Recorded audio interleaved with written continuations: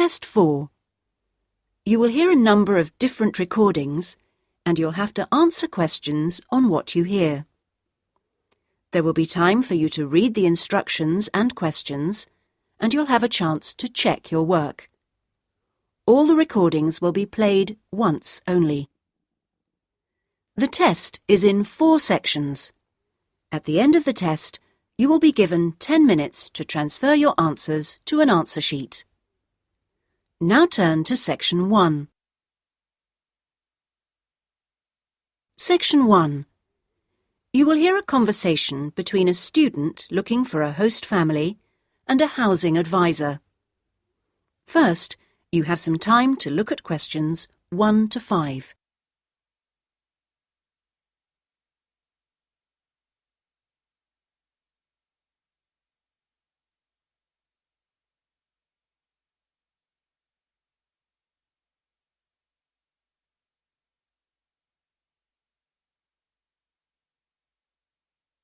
You will see that there is an example which has been done for you. On this occasion only, the conversation relating to this will be played first. Good morning. How can I help you? Good morning. I understand you help fix up students with host families. That's right. Are you interested in... Yes. Well, please sit down and I'll just take a few details. Thank you. Right. Now, what name is it? Jenny Chan. Can you spell that, please? Yes. Jenny-Chan.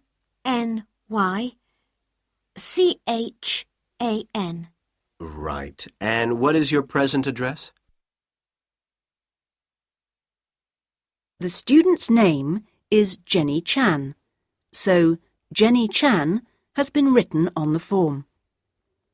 Now we shall begin. You should answer the questions as you listen, because you will not hear the recording a second time.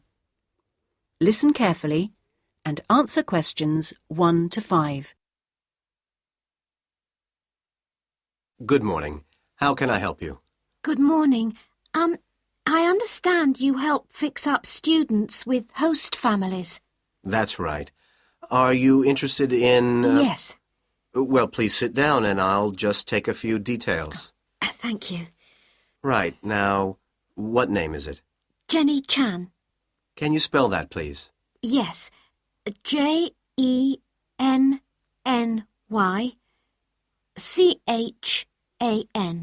Right. And what is your present address? Seaview Guest House, 14 Hill Road. Okay. And do you know the phone number there? Yes, I have it here. 2237676. But I'm only there after about 7 p.m. So when would be the best time to catch you?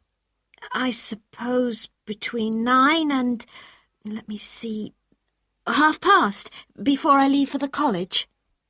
Great. And can I ask you your age? I've just had my 19th birthday. And how long would you want to stay with the host family? I'm planning on staying a year, but at the moment I'm definitely here for 4 months only. I have to get an extension to my permit. You're working on it? Mm. Fine. And what will be your occupation while you're in the UK? Studying English? And what would you say your level of English is? Good, I think. I'd like to say advanced, but my written work is below the level of my spoken, so I suppose it's intermediate. Certainly your spoken English is advanced. Anyway, which area do you think you would prefer? Well, I'm studying right in the centre, but I'd really like to live in the northwest. That shouldn't be a great problem. We usually have lots of families up there. Before you hear the rest of the conversation, you have some time to look at questions 6 to 10.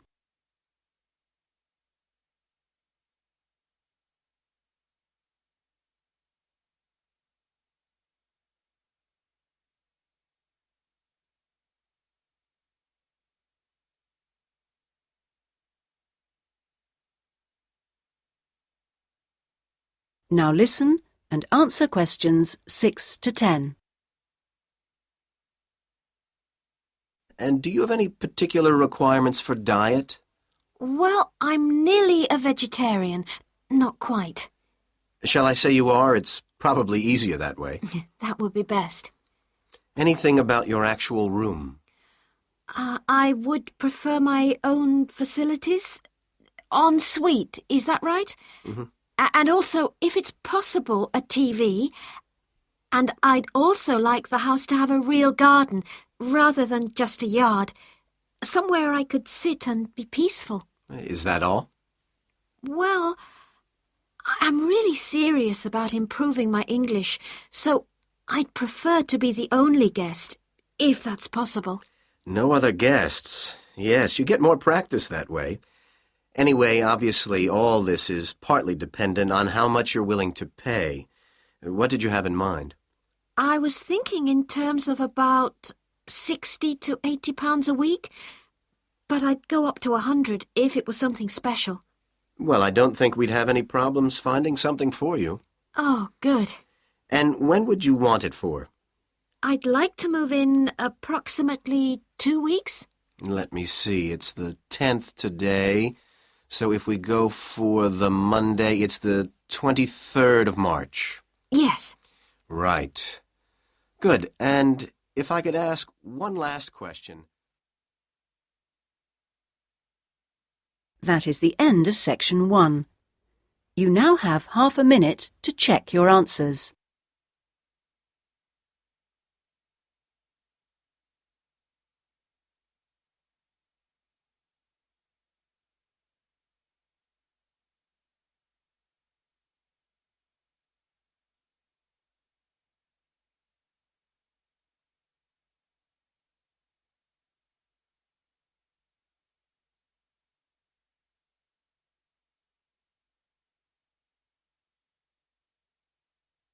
Now turn to section 2.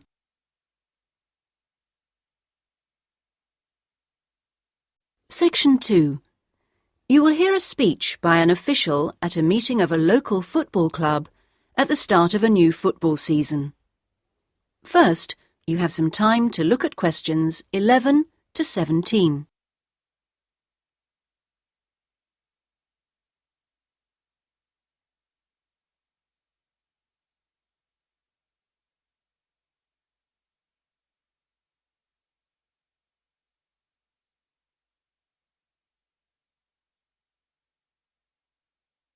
Now listen carefully and answer questions 11 to 17.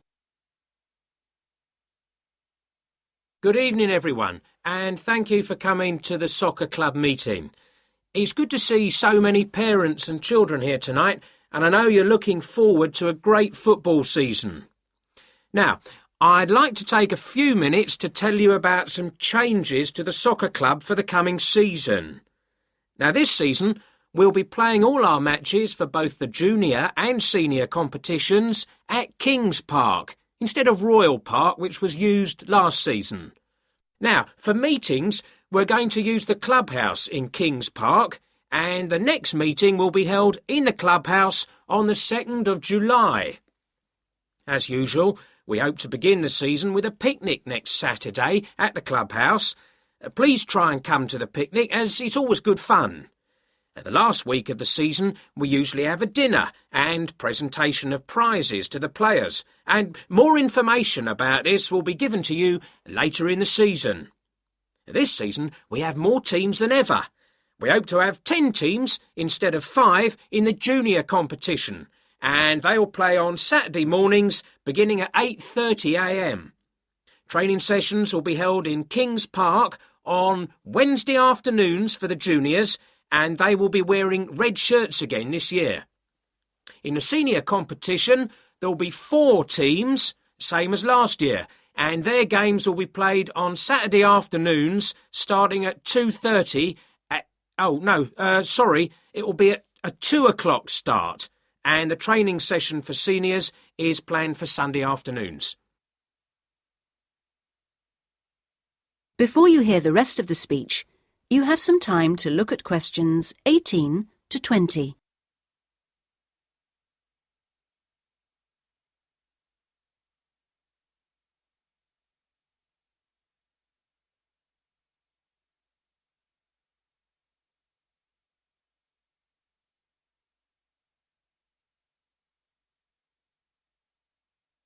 Now listen and answer questions 18 to 20.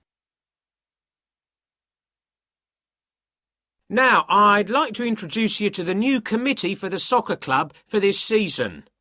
Firstly, let me welcome Robert Young, the new president, who will manage the meetings for the next 2 years. Robert's son has been playing football with the club for over 5 years now, and many thanks to Robert for taking on the job of president. Next, we have Gina Costello. She's the treasurer, and she'll collect the fees from you for the season. Please try and give Gina your fees as early as possible in the season, as the club needs the money to buy some new equipment. Then there's David West, who's volunteered to be the club secretary, and one of the many jobs he'll have is to send out newsletters to you regularly. If you have any information that may be useful, please let David know so that it can be included in these newsletters. Also, I'd like to introduce you to Jason Dokic, who is the head coach. For all the new members here tonight, this is the 3rd year that Jason has been with us as head coach, and we're very lucky to have such an experienced coach and former player at our club. He will continue to supervise the teams at training sessions and on match days. Now, before we finish and have some refreshments, does anyone have any questions they'd like to ask the new committee? That is the end of section 2. You now have half a minute to check your answers.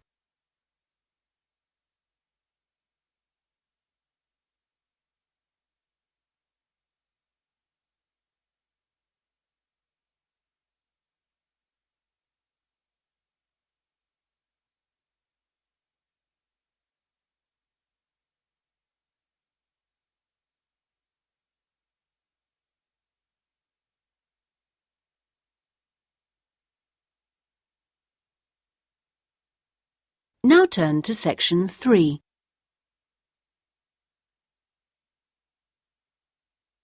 Section 3. You will hear a tutor and 2 students discussing a business case study. First, you have some time to look at questions 21 to 24.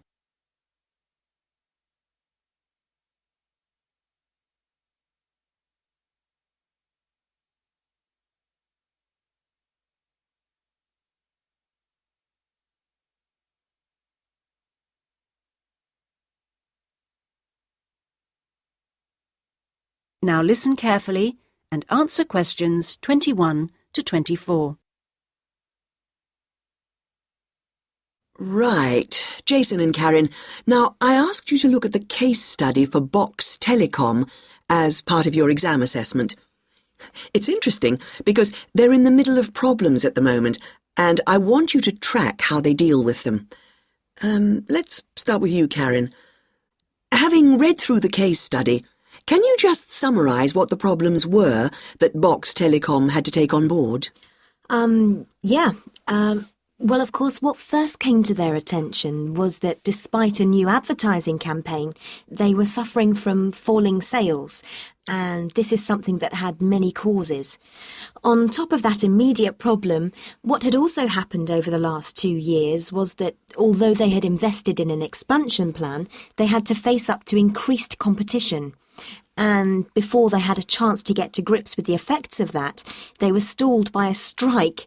And it was just when they were thinking about making a colossal investment in new machinery for their plants. So they were really in trouble. Yes, I think that's fair. And, Jason, now you contacted the company, didn't you? What did the company define as the reasons for these problems?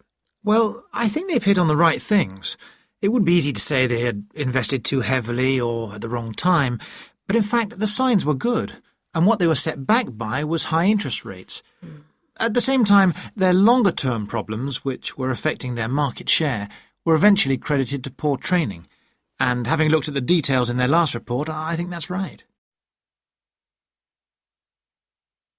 Before you hear the rest of the discussion, you have some time to look at questions 25 to 30.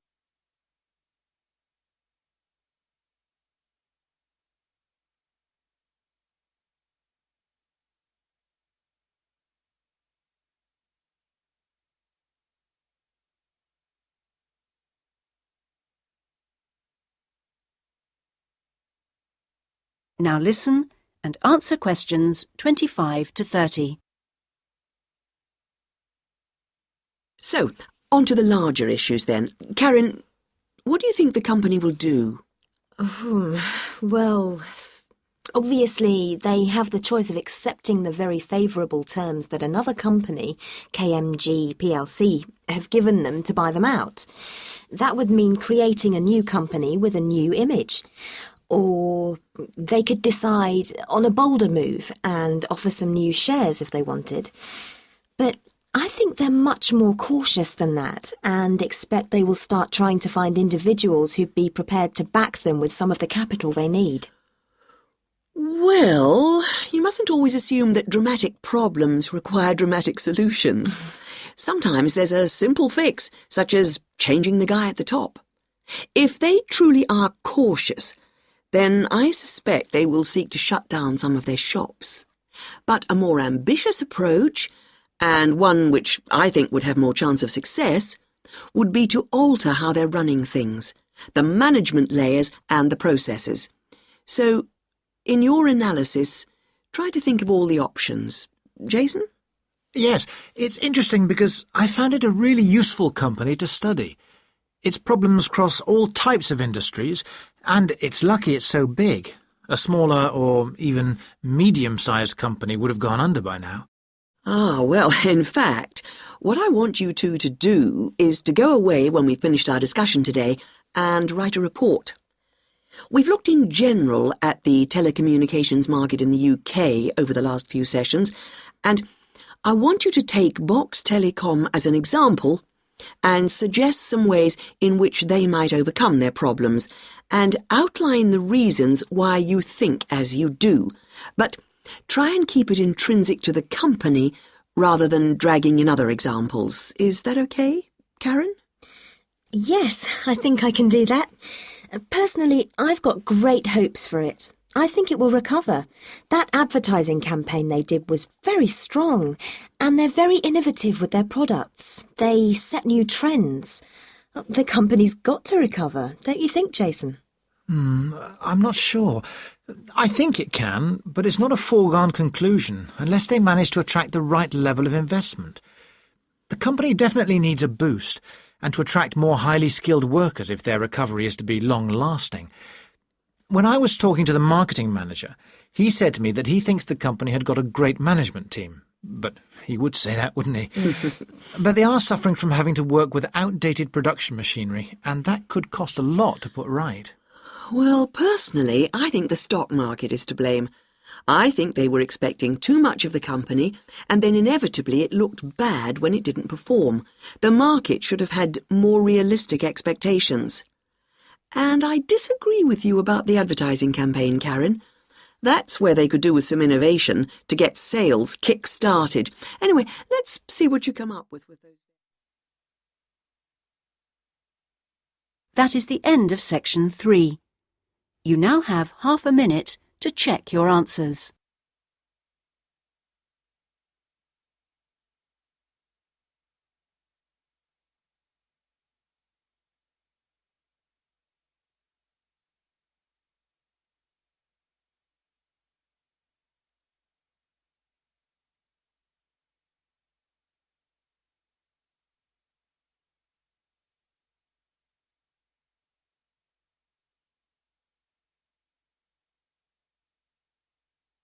Now turn to section 4.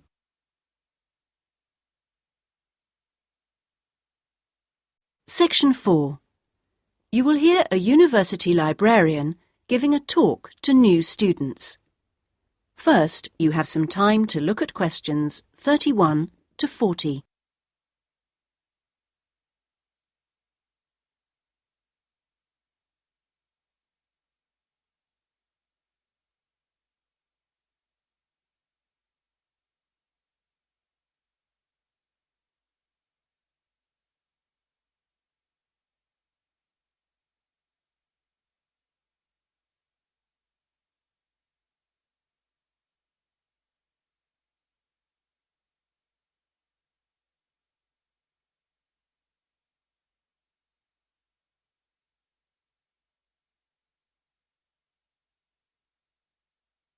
Now listen carefully and answer questions 31 to 40. OK, are you all settled? Well, first of all, welcome to Cardiff University. I'm here to explain what we can offer you. Now, as a new student at the university, you will probably need some sort of guidance to help you to use the library effectively to study and research. Some of you have asked about a guided tour, but we find this rather muddles people. So, in this first week, we run a series of talks which focus on different aspects of the library and its resources. You'll also find that to get the most out of the library, you really do need to be computer literate. And so all this term we run small classes which will bring you up to speed on how to access the computer-loaded information. OK, now let me give you an outline of what's available to you. You'll find that the computers are increasingly used as a research tool. Many students do most of their research on the internet, and the library computers are permanently online. Having found what you need, you'll find you can readily save texts on your personal computer space to print off when you need. You might think that it is the fastest way to get information, but the links can be slow. Clearly, you can find lots on there, but much of it is useless information, as it is from highly debatable sources, so be critical. You'll also find that the library has loaded several CD-ROMs onto the computers from specialist reference sources, such as the MLA. It means we can expand what we offer you at very little extra cost and saves us having to invest in more and more books. The CD-ROMs contain exactly the same information as the reference books, as the two are updated together. Now, most of you will need to refer to journal articles in your work, and you'll find you can also access these online, and we encourage you to do so. Clearly, some of you will find the printed version more accessible as it sits on the shelves, but I'm afraid the intention is to phase these out eventually. However, you will still be able to print off a version of the text rather than photocopying the journal pages. So you must get used to working online. Naturally, we do still have the full range of classic reference books, additional to the CD-ROMs for you to use, and there are several copies of each one. This is because some of you may prefer to borrow a book rather than sit in the library. There is a restricted loan time on these, so that they are not missing from the shelves for too long.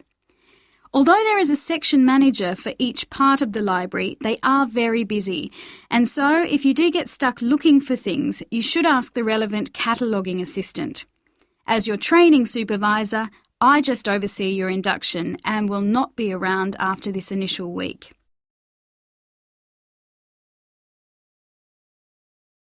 Some of you may be interested to know that the library is offering specialised training sessions on writing a dissertation. Obviously, this is not relevant to those of you who are undergraduates, it is just for postgraduates. Your department will discuss the planning stage of the dissertation, i.e. what you're going to do with you, and we will focus on the structure of it. However, the training will also include some time on the computers. I realise most of you know how to organise files, but we can show you the different ways to run data programs. Your tutors will tell you at the outset how to set out the chapters they require, but you will need to ask them how they would like you to organise the bibliography, because it varies depending on your subject area. When you've got something together, the trainer here will look through the draft version for you to see if it's okay.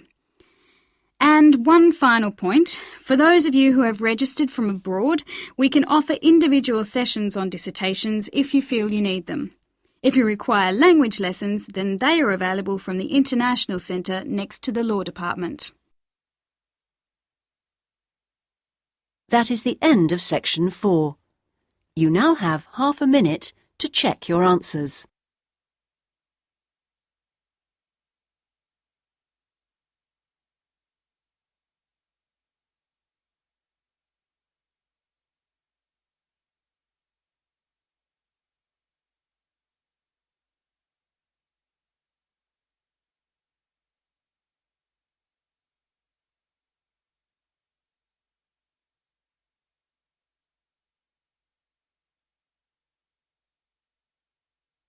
That is the end of the listening test.